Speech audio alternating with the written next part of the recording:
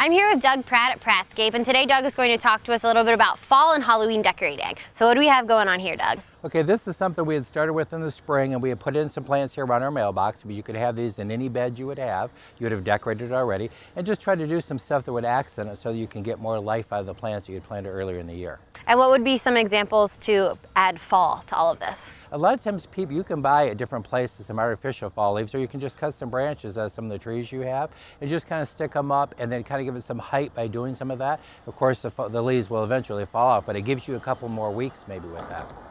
And as for these, like art things, how do you add those in? What I typically do is it depends on kind of the house you're decorating, the area you're decorating. I kind of like to do something like this. Maybe, of course, we're including a mailbox, so it's out a little bit farther. But if this mailbox happened to be close to your house, this might give a trick-or-treater an idea that this is where you were going to come to collect your candy. So we're going to decorate the area maybe by your door where they're going to come trick-or-treating.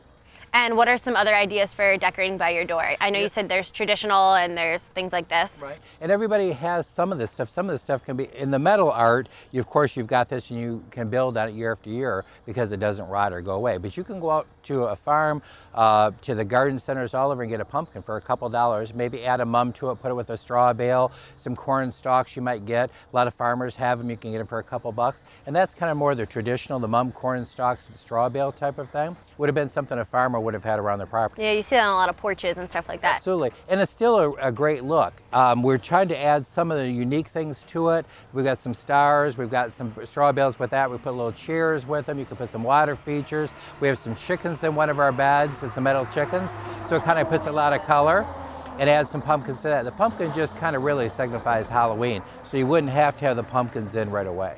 And as for fall, would you suggest to stick to fall colors, or is it not bad to add in, brighter colors or whatnot? Fall, typically here in Alpena or in Michigan, we have the color change. So of course we love the oranges and yellows and reds and stuff.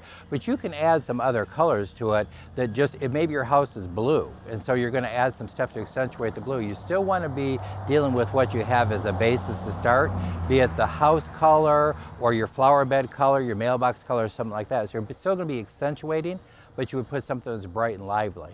And I know you talked about the porch or close by the door, but what if you were decorating a flower bed? In a flower bed kind of situation, as we have with the chickens in the flower bed with the pumpkins and stuff, that still has a lot of color and there's still a lot of height. It's still blooming, it's still beautiful considering it's the middle of October basically.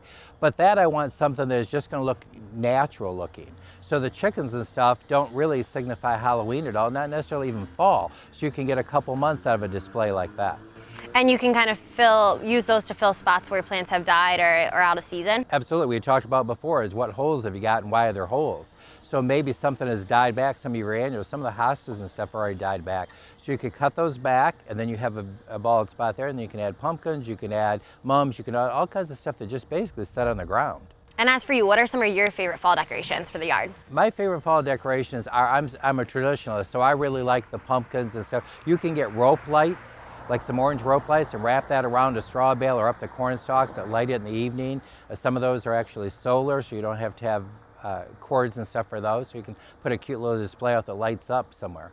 So you're able to be creative with your fall decorating. Absolutely. All right, well, thank you so much, Doug. And if you would like to continue to learn about fall lawn care, tune in every Wednesday.